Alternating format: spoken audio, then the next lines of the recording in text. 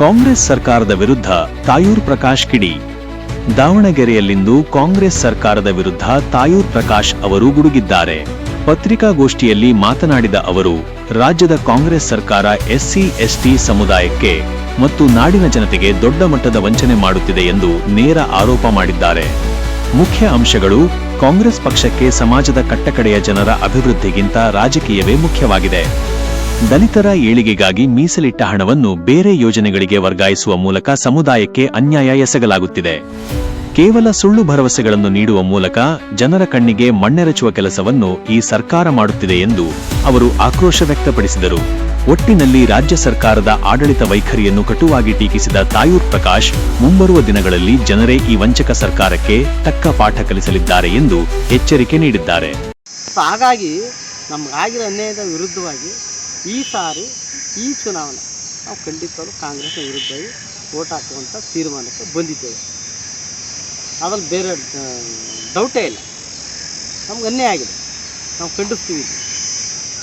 ಪರಿಶಿಷ್ಟ ವರ್ಗಗಳಿಗೆ ಇಡೀ ಎಷ್ಟಿಗೆ ಹೊಂದಿಕೆ ಅಲ್ಲದು. ಪರಿಶಿಷ್ಟ ವರ್ಗಗಳ ಕಲ್ಯಾಣ ಇಲಾಖೆಗೆ 52 ಜಾತಿ ಸೇರುತ್ತೆ. ಪರಿಶಿಷ್ಟ ವರ್ಗಗಳ ಕಲ್ಯಾಣ 52 ಜಾತಿಗೆ ಇವರು ಅನ್ಯಾಯ ಮಾಡ್ದಂಗೆ ಆಯಿತು. Schedule caste and schedule tribe 52 ಜಾತಿ ಬಿಟ್ಟು ಈಗ ಒಳ ಮೀಸಲಾತಿಯಲ್ಲಿ ಅವ್ರಿಗೂ ಸಮಸ್ಯೆ ಆಗಿದೆ. ಅವ್ರಿಗೂ ಜವಾಬ್ದಾರಿ ತಗೊಂಡು ಅವ್ರಿಗೂ ಮಾಡ್ತಾಯಿಲ್ಲ. ಒಬ್ರಿಗೊಬ್ರು ಕಿತ್ತಾಡ್ತಾರೆ. ಈ ಸರ್ಕಾರ ಒಬ್ಬರೊಬ್ರು ಎತ್ತು ಕಟ್ಟಿ ಗಂಟೆ ಹಾಕಿ ಒಬ್ಬರೊಬ್ರು ರತ್ತು ಬೇಯಿಸ್ತಾರೆ. ಪಾಪ ಎಷ್ಟು ನೆಮ್ಮದಿಯಾಗಿದ್ರು. ಇವರೇ ರೈಟು ಲೆಫ್ಟು ಅಂತೇಳಿ ಒಬ್ಬರೊಬ್ಬರನ್ನ ಮಾಡಿ ಇದನ್ನೆಲ್ಲ ನಾಗಮೋಹನ್ ವರದಿ ತರಿಸಿ ಮಾಡಿ ಅದನ್ನೆಲ್ಲ ಗೋಜಲು ಮಾಡಿ ಎಷ್ಟು ಫ್ರೀಡಮ್ ಪರ್ತ ಪ್ರತಿ ದಿನನಿತ್ಯ ನಡೀತಾರೆ. ನೆಮ್ಮದಿಯಾಗಿರೋರು ನೆಮ್ಮದಿ ಕಟ್ತದೆ ಈ ಸರ್ಕಾರ. ಇಡೀ ಎಷ್ಟಿ ಒಂದಕ್ಕೆ ಇವರು ಸಮಸ್ಯೆ ಮಾಡಿಲ್ಲ. ಎಲ್ಲ ಉಪಜಾತಿಗಳಿಗೂ ಅಸಮಾನತೆಯನ್ನು ಕೊಟ್ಟಿದ್ದಾರೆ. ಇವ್ರು ಏನು ಕಾಯ್ದೆ ಮಾಡಿದರು 70 ಆ್ಯಕ್ಟು, ಆ ಆ್ಯಕ್ಟ್ ವಿರುದ್ಧವಾಗಿ ಇವತ್ತು ಕೆಲಸ ಮಾಡೋರು. ಅದನ್ನು ಇವರೇ ಮಾಡಿದವರು. ಪರಿಶಿಷ್ಟ ಜಾತಿ ಪರಿಶಿಷ್ಟ ವರ್ಗಗಳ ಕಲ್ಯಾಣ ಇಲಾಖೆಗೆ ಕೊಡ್ತಕ್ಕಂಥ ಅನುದಾನವನ್ನು ಬೇರೆ ಕ್ಷೇತ್ರಕ್ಕೆ ಬಳಸಬಾರ್ದು ಅಂತ ಮಾಡಿದ್ದವರೇ ಸಿದ್ದರಾಮಯ್ಯ ಅವರು. ಸೊ ಅವರೇ ಆದೇಶ ಮಾಡಿ ಮತ್ತೆ 70 ಆ್ಯಕ್ಟ್ನ ರದ್ದು ಮಾಡಿ ಇವತ್ತು ಆ ಹಣವನ್ನು ಕಳೆದ ಅಧಿವೇಶನದ ಕಳೆದ ಅವರು ಅಧಿಕಾರಕ್ಕೆ ಬಂದಾಗ 11,000 ಕೋಟಿ ಹಣ ವಾಪಸ್ ಪಡ್ಕೊಳ್ತಾರೆ. ಈ ಸರಿ ಎಷ್ಟು ಪಡ್ಕೊಂಡಿದ್ದಾರೆ ಗೊತ್ತೇ? 13,000 ಕೋಟಿ ಹಣ SC ST ಹಣನ ಗ್ಯಾರಂಟಿ ಯೋಜನೆಗೆ ಹಾಕಿದ್ದಾರೆ. ಇವರು ಗ್ಯಾರಂಟಿ ಯೋಜನೆಗೂ ನಮ್ಮ ಸಂವಿಧಾನಕ್ಕೆ ಬದ್ಧವಾಗಿ ನಮ್ಮ ಹಕ್ಕಿಗೂ ಇವ್ರಿಗೂ ಅದಕ್ಕೂ ಇದಕ್ಕೂ ಸಂಬಂಧ ಇಲ್ಲ. ಇದು ಡಾಕ್ಟರ್ BR ಅಂಬೇಡ್ಕರ್ ಕೊಟ್ಟಿರ್ತಕ್ಕಂಥ ಸಂವಿಧಾನ. Schedule caste and schedule tribe ಇವತ್ತಿಂದಲ್ಲ ಅದು. ನಾವು SC ST ಒಂದು ತಾಯಿ ಮಕ್ಕಳಾಗಿದ್ದೀವಿ ರೀ. ನಾವು ಭಾಳ ಚೆನ್ನಾಗಿದ್ದೀವಿ. ನಾವು ಜಾತಿ ಎತ್ತು ಕಟ್ಟಿ ಹೊಡೆದಾಡಿ ಗಂಟು ಹಾಕಿ ಅನುದಾನಗಳೆಲ್ಲ ಸದ್ಬಳಕೆ ಮಾಡಿ ಅವ್ರಿಗೂ ಕೊಡ್ತಾಯಿಲ್ಲ. SCಗೇನು ಇವರು ಸಂಪೂರ್ಣವಾಗಿ ಅನುದಾನ ಕೊಟ್ಟಿಲ್ಲ. ಎಲ್ಲ ಗ್ಯಾರಂಟಿ ಯೋಜನೆಗೆ ಬಳಸ್ಕೊಂತಾರೆ. ಇವ್ರು ಗ್ಯಾರಂಟಿ ಯೋಜನೆಗೂ ನಮ್ಮ ಸಂವಿಧಾನದಡಿ ನಾವು ತಗೊಳ್ತಕ್ಕಂಥ ಹಕ್ಕಿಗೂ ಇವ್ರಿಗೂ ಸಂಬಂಧ ಇಲ್ಲ. ಇದು ಅಂಬೇಡ್ಕರ್ ಕೊಟ್ಟಿರೋ ಭಿಕ್ಷೆ. ಇದು ನಮ್ಗೆ ಯಾಕೆ ಅಂಬೇಡ್ಕರ್ ಕೊಟ್ಟಿರೋದನ್ನ ನೀವು ಕಿತ್ಕೊಳಕ್ಕೆ ನೀವು ಯಾರು ರೀ ಸ್ವಾಮಿ? ನಮ್ಗೆ ಕೊಟ್ಟಿರೋದು ಅದನ್ನ, ಸಂವಿಧಾನ ಕೊಟ್ಟಿರೋದು ಅದನ್ನ. ನಾವು ಸಂವಿಧಾನಾತ್ಮಕವಾಗಿ ಹೋರಾಟ ಮಾಡ್ತಾಯಿರೋದು. ನಮ್ಮ ಹಕ್ಕನ್ನು ನಾವು ಬೇರೆಯವ್ರ ಹಕ್ಕು ಕೇಳ್ತಾ ಇಲ್ಲ. ಬೇರೆಯವ್ರ ಕಿತ್ಕೊಳ್ಳೋಕೆ ನಾವು ಕೈ ಹಾಕಿಲ್ಲ. ನಮ್ಮ ಹಕ್ಕನ್ನು ನಾವು ಕೇಳ್ತಾ ಇದ್ದೀವಿ. ಅದು ಭಾರತ ದೇಶದ ಸಂವಿಧಾನ ಕೊಟ್ಟಿರೋದು. ಮಹಾನ್ ಚೇತನ ಅಂಬೇಡ್ಕರ್ ಕೊಟ್ಟರ ಸಂವಿಧಾನದಲ್ಲಿ ನಾವು ಕೇಳ್ತಾ ಇರೋದು. ನಾವು ಯಾರ್ದೋ ಬೇರೆಯವ್ರ ಮನೆ ಆಸ್ತಿ ಕೇಳ್ತಿಲ್ಲ. ನಾವು ನಮ್ಮ ಹಕ್ಕನ್ನು ಯಾಕೆ ಕಿತ್ಕೊಳ್ತಾ ಇದ್ರಿ? ನೀವು ಸಂವಿಧಾನ ಉಳಿಸೋರು.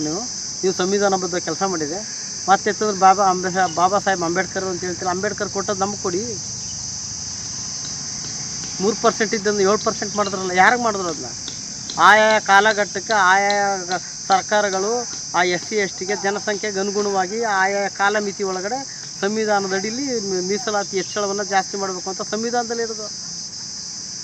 50%, 60%, 70% ಅಂತಿಲ್ಲ ಅಲ್ಲಿ. ಆಯಾಯ ಕಾಲಘಟ್ಟಕ್ಕೆ ಆಯಾ ಸರ್ಕಾರಗಳು ಆಯಾ ಜನಸಂಖ್ಯೆಗೆ ಅನುಗುಣವಾಗಿ SC ST ಮೀಸಲಾತಿಗೆ ಯಾವುದೇ ಅಭ್ಯಂತರ ಇಲ್ಲ. ಯಾರು ಕೋರ್ಟ್ಗೆ ಹೋಗಿಲ್ಲ, ಯಾರು ಸುಪ್ರೀಂ ಕೋರ್ಟ್ಗೆ ಹೋಗಿಲ್ಲ, ಯಾರು ಹೈಕೋರ್ಟ್ಗೆ ಹೋಗಿಲ್ಲ. ಕೊಡಬೇಡಿ ಅಂತ ಯಾರು ಹೇಳಿಲ್ಲ. ಆದರೆ ಇವರು ತಮ್ಮ ಪ್ರತಿಷ್ಠೆಗೋಸ್ಕರ ತಮ್ಮನ್ನು ತಾವು ಬೆಂಬಲಿಸ್ಕೊಳ್ಳೋಕ್ಕೋಸ್ಕರ ಈ ಥರ ಜಾತಿ ಎತ್ತು ಕಟ್ಟಿ ಗಂಟು ಹಾಕಿ ಅನುದಾನವನ್ನು ಸದ್ಬಳಕೆ ಅನುದಾನವನ್ನು ದುರುಪಯೋಗಪಡಿಸಿ SC STಗೆ ಅನ್ಯಾಯ ಮಾಡ್ತಾರೆ. ಕಾಂಗ್ರೆಸ್ ಸರ್ಕಾರದಿಂದ ಸಾಮಾಜಿಕ ಸಮಾನತೆ ಮತ್ತು ನ್ಯಾಯ ಎರಡೂ ಸಿಕ್ಕಲ್ಲ. ಕಟ್ಟಿಟ್ಟು ಬುತ್ತಿ ಇದು. ಇವರಿಂದ ಯಾವ ಕಾರಣಕ್ಕೂ ನಮ್ಗೆ ನ್ಯಾಯ ಸಿಕ್ಕಲ್ಲ. ಸೊ ಅದಕ್ಕಾಗಿ ನಾವು ಬೇರೆ ರೂಪದಲ್ಲಿ ಇವ್ರಿಗೆ ಬುದ್ಧಿ ಕಲಿಸೋಕ್ಕಾಗಲ್ಲ. ಚುನಾವಣೆ ಸಂದರ್ಭದಲ್ಲೇ ಕಲಿಸ್ಬೇಕು. ಅದನ್ನೇ ಅಂಬೇಡ್ಕರ್ ಹೇಳಿದರು. ನೀವು ಪೆನ್ನಲ್ಲಿ ತೋರಿಸ್ಬೇಕು ಹೊರತು ಬಾಕು ಚೂರಿಲಿಲ್ಲ ಅಂತ ಹೇಳಿರೋದು. ಅದಕ್ಕೆ ನಾವು ಪೆನ್ನಲ್ಲಿ ನಾವು ಮತದಾನದ ಮುಖಾಂತರ ನಾವು ಅಧಿಕಾರವನ್ನು ಹಿಡ್ಕೊಳ್ಳೋಂಥ ಕೆಲಸ ಮಾಡಬೇಕಾಯ್ತು.